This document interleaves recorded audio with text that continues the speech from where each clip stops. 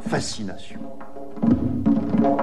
En effet, sur ce texte, sur les enluminures de ce texte, celles que nous voyons datent du début du XVe siècle, des générations d'Européens rêvaient.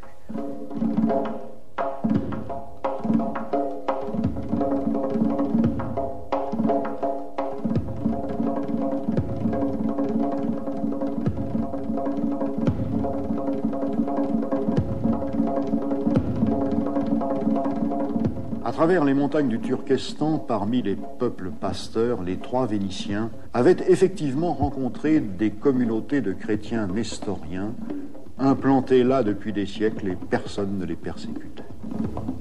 Ils arrivèrent à Pékin après 3 ans de route dans l'hiver 1275. Le camp mongol les prit en amitié, il les chargea de mission dans son empire.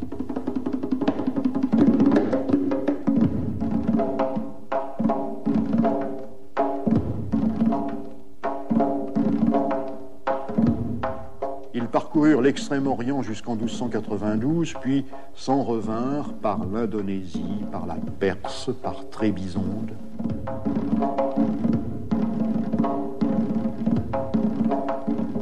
Dans son récit, Marco Polo parle encore d'hommes sans tête,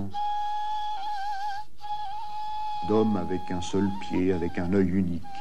Or, sachez très véritablement que les hommes de cette île ont tous une tête de chien, et dents et yeux comme chiens. Ils ont assez d'épicerie, ils sont gens très cruels et mangent les hommes tout crus. En cette province vivent ces grands serpents qui sont tellement démesurés. Ils sont si effroyablement hideux, énormes et féroces qu'il n'est au monde ni homme, ni femme, ni bête qui ne craignent point de les approcher et qui n'en aient point peur. Leur gueule est si vaste qu'ils peuvent bien engloutir un homme d'un seul coup. Il parle de dragons, il parle de licornes, tout le bestiaire fabuleux des rêveries romanes, mais de ses yeux, il a vu. Il a vu les éléphants de combat. Or, sachez très véritablement que ces gens eurent 2000 éléphants très grands et firent faire sur chacun de ces éléphants un château de bois très fort, bien fait et bien disposé pour combattre. Il a vu des villes, des ports immenses.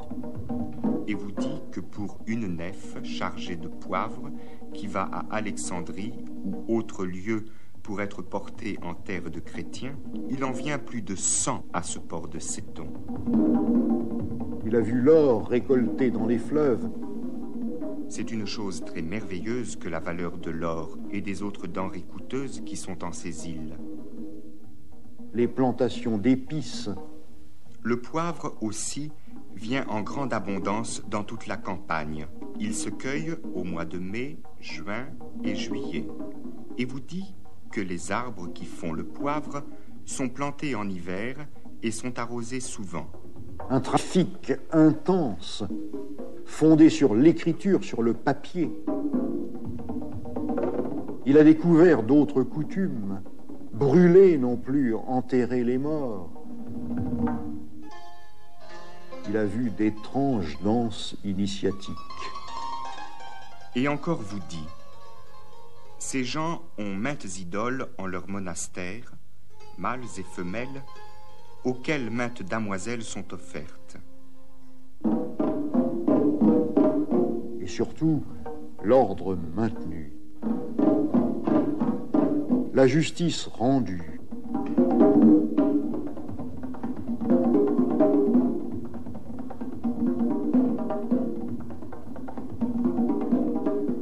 Des souverains si sages et si vaillants qu'ils les décorent des éperons d'or de la chevalerie.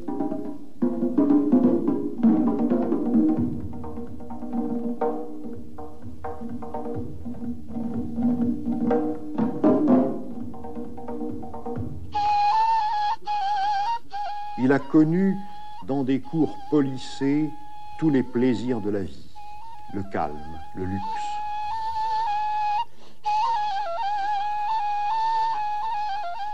Et sachez encore que le grand Camp, de ses 4 épouses, a eu 22 enfants mâles.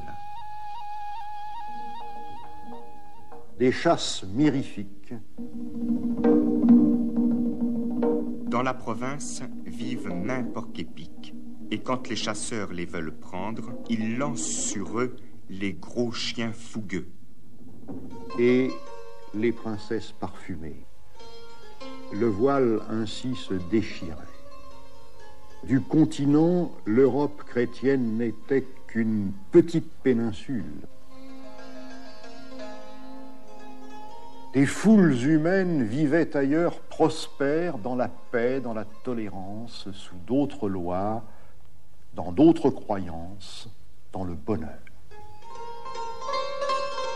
Ce bonheur terrestre, conforme à l'ordre naturel, dont les nouveaux philosophes dans Paris, à ce moment même, affirmaient qu'il répond au dessein de Dieu.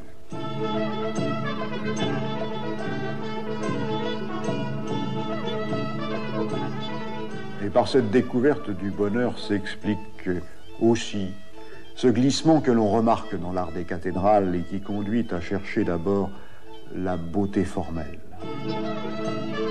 À Reims, au milieu du siècle, Gaucher, le dernier des maîtres d'œuvre, met en place sur le portail majeur les grandes statues préparées pour son ornement.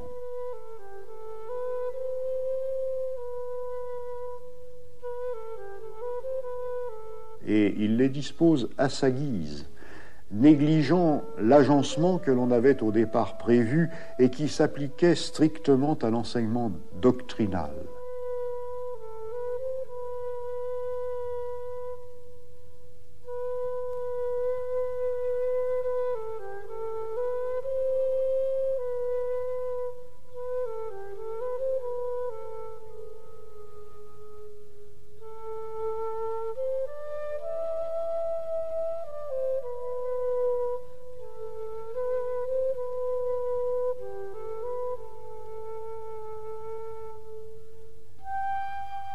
Ces statues, Gaucher incline à les traiter comme nous traitons dans les musées des œuvres d'art, en fonction de leur valeur plastique et non plus de leur signification.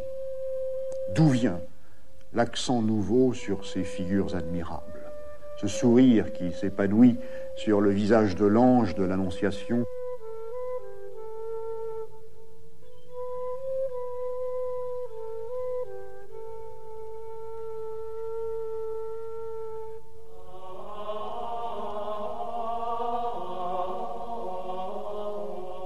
Cette pointe de malice dans l'étonnement soumis de Marie,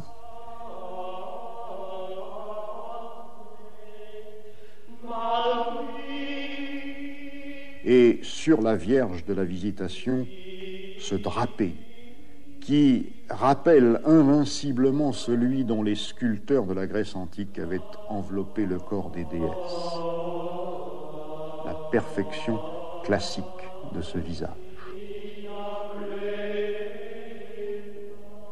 Esthétisme.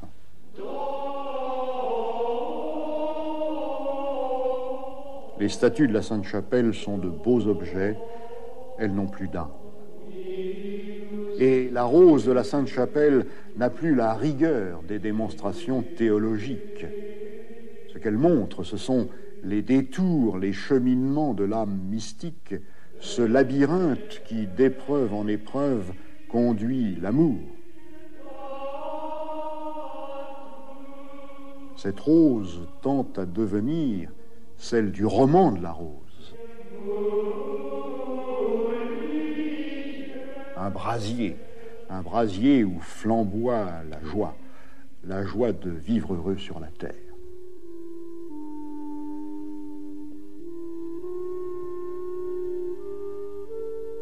Mais alors que l'on découvre le bonheur, se produit un autre passage, le glissement des forces vives des nerfs de la création depuis la France vers l'Italie.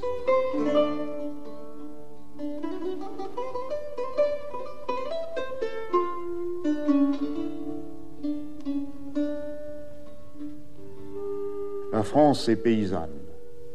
Sans doute à l'heure où meurt Saint-Louis, la draperie d'Arras est en plein essor, les foires de Champagne sont le carrefour des grandes affaires, mais la richesse de ce pays vient d'abord de la terre et la terre commence à s'épuiser. Plus de défrichement et dans les vieux terroirs déjà surpeuplés, les rendements agricoles qui fléchissent. Alors que la fortune, dans cette étape de la croissance de l'Europe, se fait marchande bourgeoise, elle se fait italienne parce que par l'Italie parviennent les trésors de l'Orient, l'or, la monnaie d'or que l'on frappe à Venise, à Gênes, à Florence. Et les maîtres de l'économie nouvelle, entraînante, ce sont les banquiers. Les banquiers de Florence, de Sienne, serviteurs indispensables des grandes monarchies, du pape de Rome ou d'Avignon, du roi de France.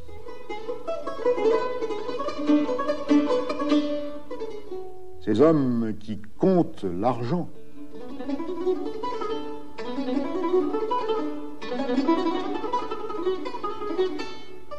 Semer l'argent, faire qu'il circule toujours plus vite, qu'il fructifie, ne penser qu'à cela, qu'au profit. Confiant à l'ange gardien la ville. Cette cité Orvieto, Sienne sur les fresques Lorenzetti,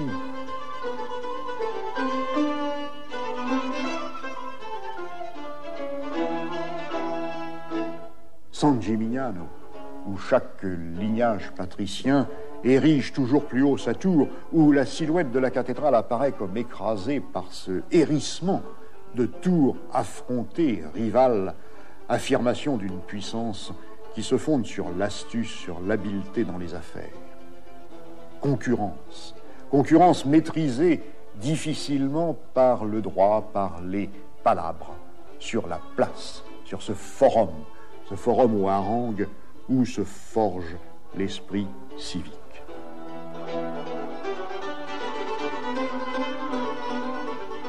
L'Italie, un autre monde, ébloui bien sûr par la culture splendide qui rayonne encore depuis Paris.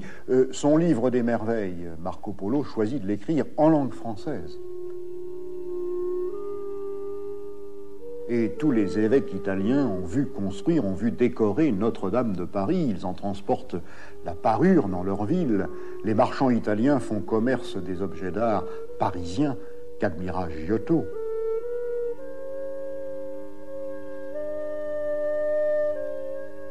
Mais tandis que les uns après les autres se ferment les chantiers des grandes cathédrales françaises, toutes les valeurs spirituelles, intellectuelles, esthétiques dont ces monuments offraient la démonstration se transplantent dans ce pays fortuné, l'Italie.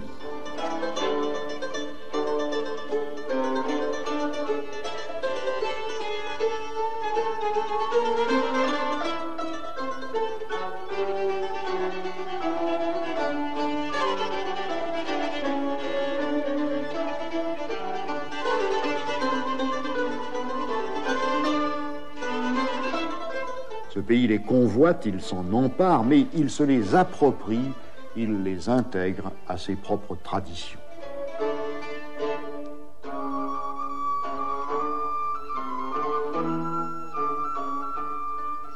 Le château que l'empereur excommunié Frédéric II fit élever à Castel del Monte, dans les Pouilles, cet octogone,